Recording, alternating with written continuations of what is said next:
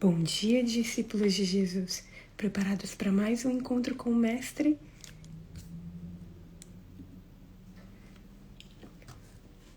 Estou entrando aqui com a galera do Google Meet e nós já daremos início.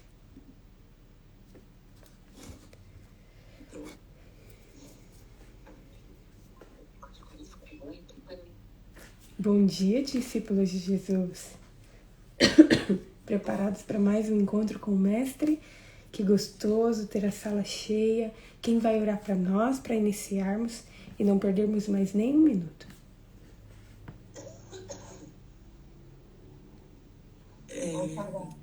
Pode orar, por favor. Meu Deus está nos céus, é um prazer, um privilégio estar reunida em Teu nome para estudar a Tua palavra. O Senhor fala conosco através da Tua mensagem. Usa a irmã conforme o Teu querer, a Tua vontade, Pai. Que o Espírito Santo use ela. E obrigado por estar reunida aqui em Teu nome. Amém. A Tuas bênçãos, a tua orientação, o Espírito Santo, em nome de Jesus. Amém. Amém.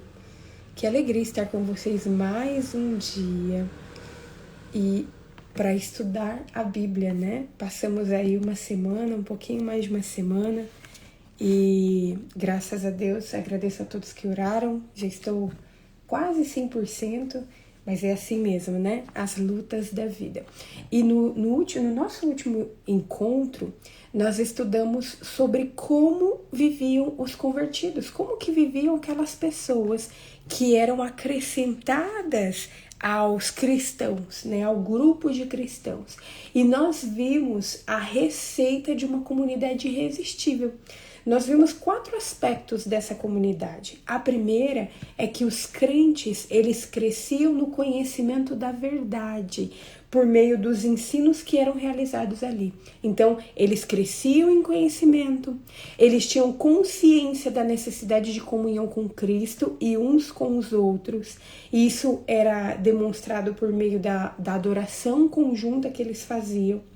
Eles também comiam juntos tanto a ceia do Senhor como as refeições do dia a dia, e eles tinham o hábito de orar, tanto em particular quanto em público. Então, esses 4 aspectos, crescimento do conhecimento da Bíblia, da verdade, né?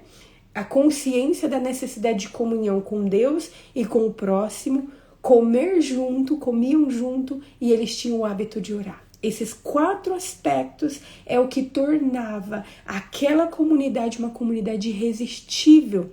E como resultado dessa comunhão, o versículo 47 do capítulo 2 diz que o Senhor ia acrescentando as pessoas a essa nova comunidade. E hoje nós vamos estudar sobre uma cura que foi realizada ali naquele período. E eu quero convidar vocês a abrirem a Bíblia em Atos, capítulo 3. Nós vamos ler a partir do versículo 1 até o versículo 10. Atos, capítulo 3 diz o seguinte: Pedro e João estavam se dirigindo ao templo para a oração das 3 horas da tarde. Estava sendo levado um homem coxo de nascença, que diariamente era colocado à porta do templo chamada Formosa, para pedir esmolas aos que entravam. Quando ele viu Pedro e João, que iam entrar no templo, pediu que lhe dessem uma esmola. Pedro, fitando juntamente com João, disse: Olhe para nós. Ele os olhava atentamente, esperando receber alguma coisa. Pedro, porém, lhe disse: Não possuo nem prata nem ouro, mas o que eu tenho eu lhe dou. Em nome de Jesus Cristo, o Nazareno, levante-se e ande. Versículo 7. E pegando na mão direita do homem, ajudou a se levantar. Imediatamente os seus pés e tornozelos se firmaram, e dando um salto ficou em pé. Começou a andar e entrou com eles no templo, pulando e louvando a Deus. Todo o povo viu o homem andando e louvando a Deus, e reconheceram que ele era o mesmo que pedia esmola, assentado à porta formosa do templo, e ficaram muito admirados e espantados com o que lhe tinha acontecido. O texto começa falando que Pedro e João estavam se dirigindo ao templo para a oração das 3 da tarde. Era comum naquela época ter 3 orações diárias que ocorriam no templo. E nós vemos agora Pedro e João mais uma vez juntos aqui, indo para um compromisso espiritual. Os judeus que haviam sido convertidos naquela época, eles não tinham uma igreja específica, uma igreja física para se reunir. Por isso que eles iam no templo. E o relato, quando a gente vê e quando a gente lê até esse capítulo 3, nós vemos que eles iam sempre no templo para louvar a Deus. E o texto fala que eles estavam indo nesse momento da oração da tarde, às 3 da tarde. E essa era a hora do sacrifício da tarde, a hora do incenso. As pessoas ainda não haviam compreendido que aquele momento de sacrifício já não era mais válido, porque Jesus havia morrido por eles. Mas mesmo assim nós vemos aqueles discípulos, Pedro e João, novamente juntos, indo ao templo para orar.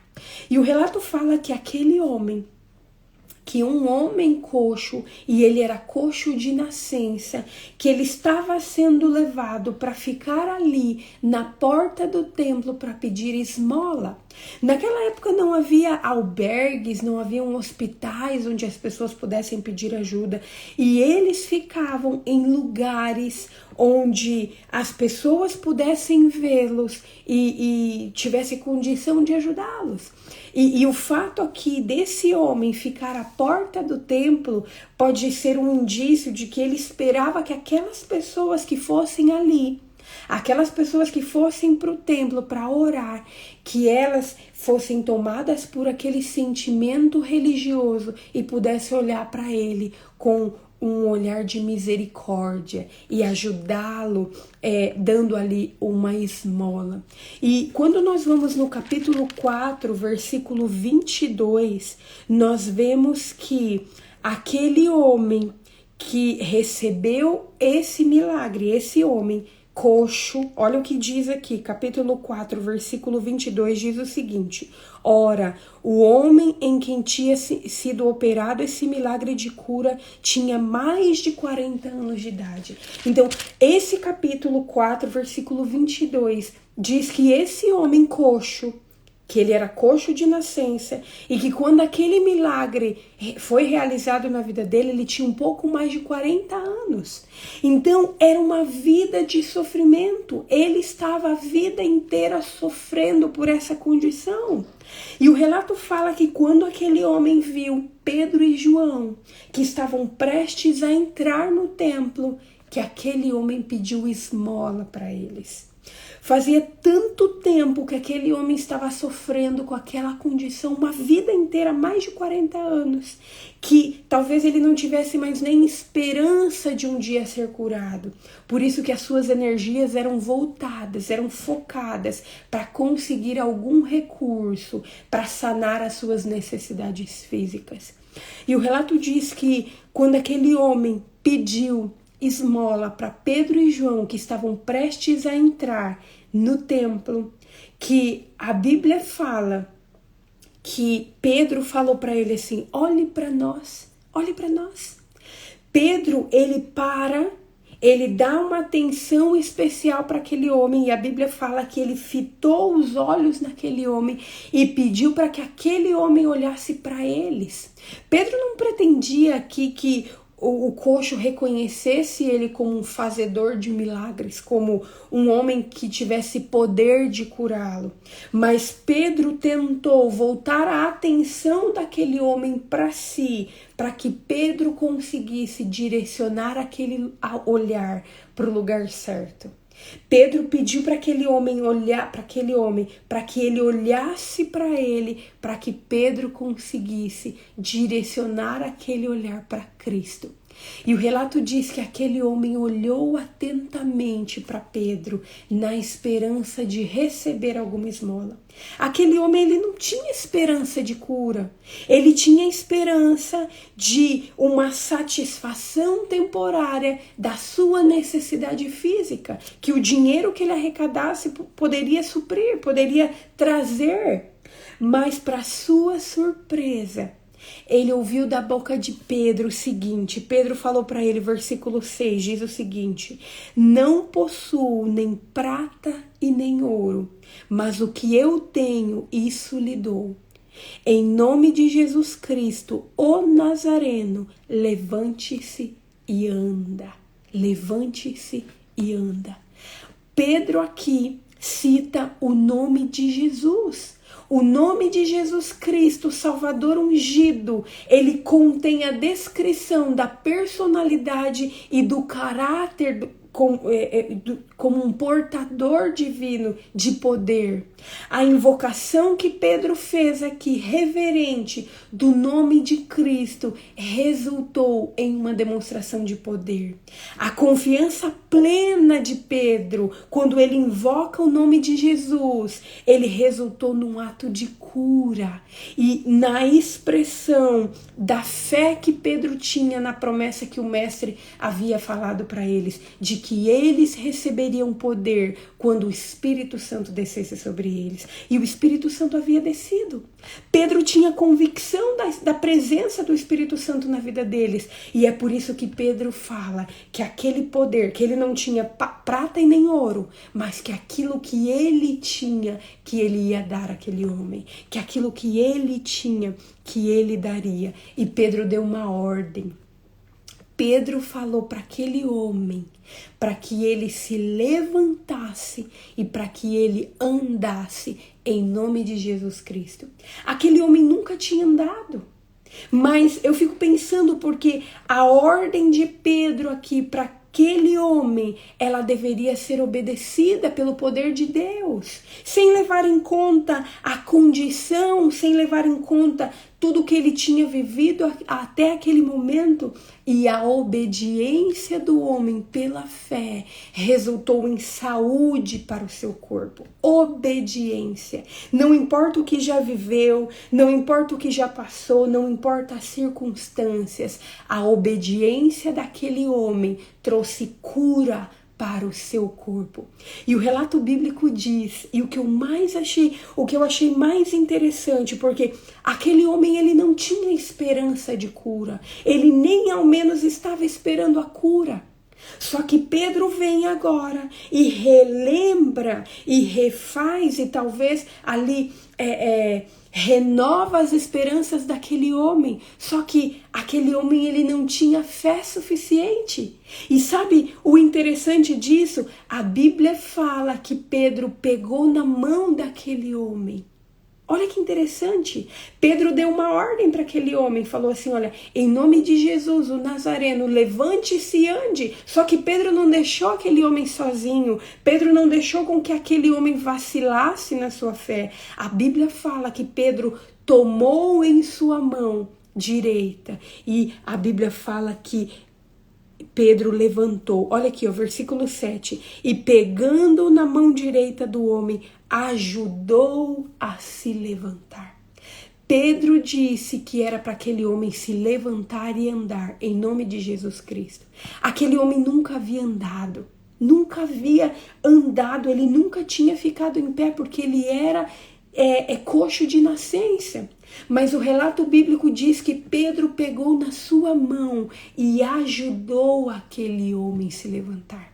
O gesto de Pedro foi um auxílio à fé iniciante daquele homem. Aquele homem estava iniciando na sua fé e a atitude de Pedro fez com que aquela fé fosse fortalecida. Pedro foi um apoio na transição daquele homem, a transição do último momento de desamparo para o primeiro instante da fé de que o milagre iria acontecer, de que o milagre havia sido realizado na sua vida. E essa é uma lição muito importante para todos nós que cremos em Jesus.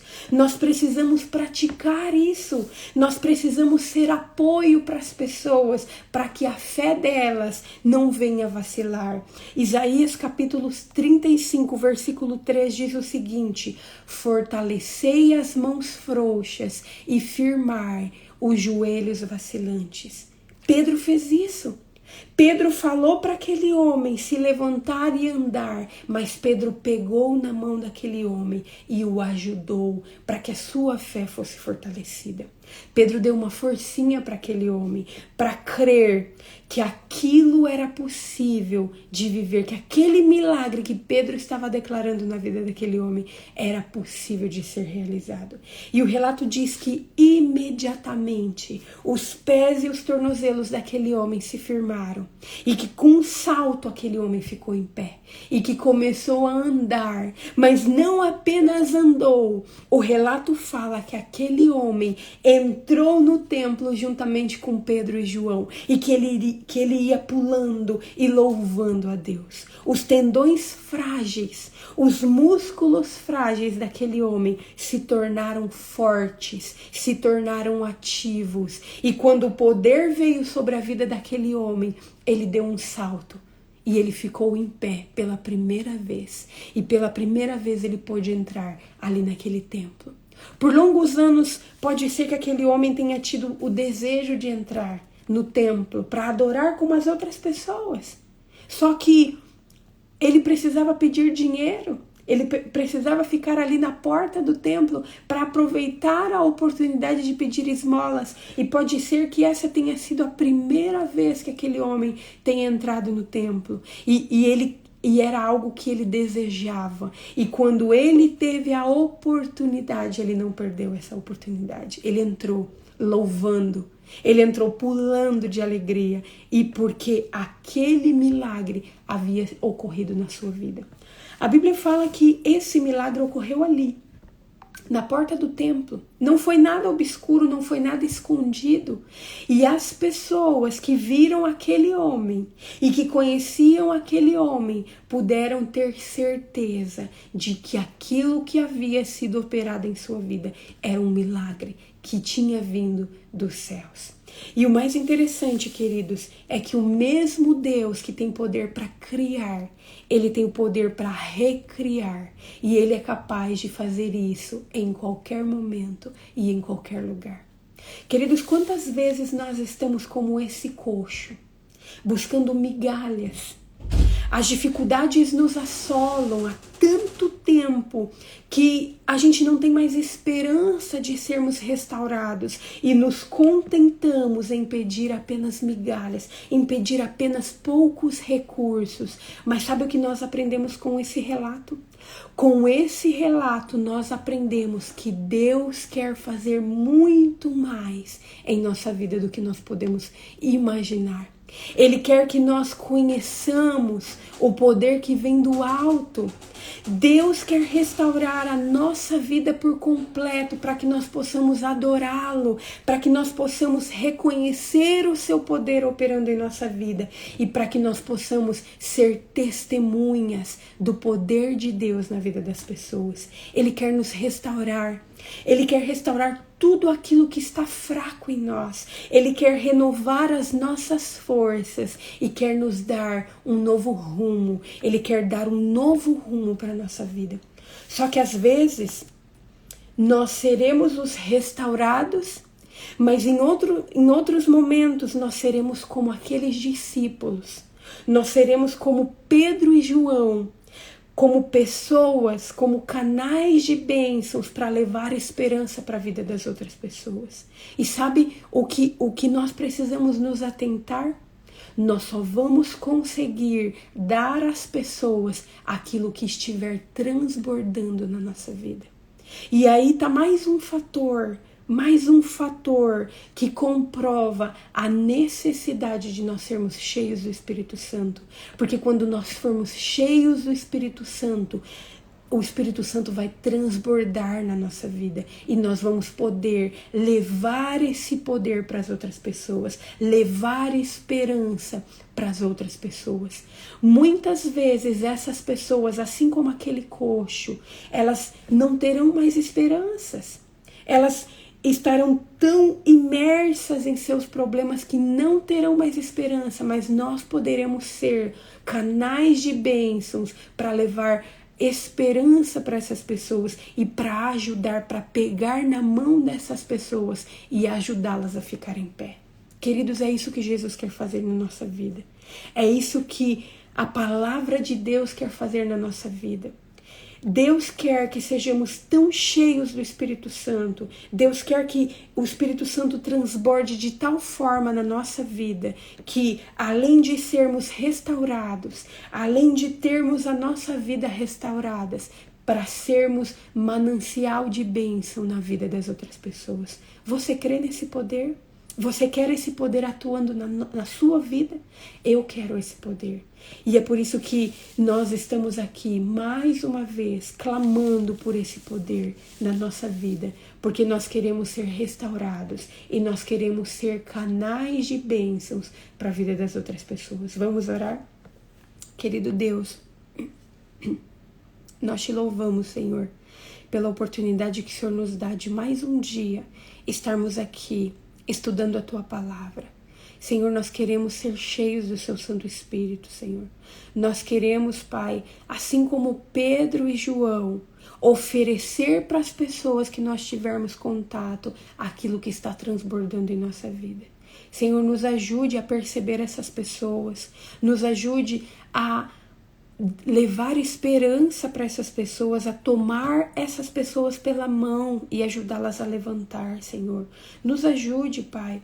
Ajude essas pessoas a compreender que o Senhor quer restaurar a vida delas, o Senhor quer dar uma nova história, o Senhor quer dar um novo rumo para a sua vida, Senhor. E nós te louvamos por isso, Pai.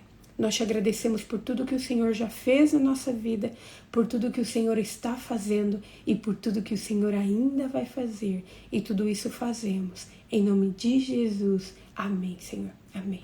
Queridos, amanhã nós continuaremos e amanhã nós vamos estudar sobre a pregação de Pedro, a pregação que Pedro fez no templo, a partir do versículo 11 do capítulo 3 de Atos, que nós continuemos nos enchendo da palavra de Deus para sermos cheios do Espírito Santo. Que Deus abençoe a todos. Até amanhã. Tchau, tchau.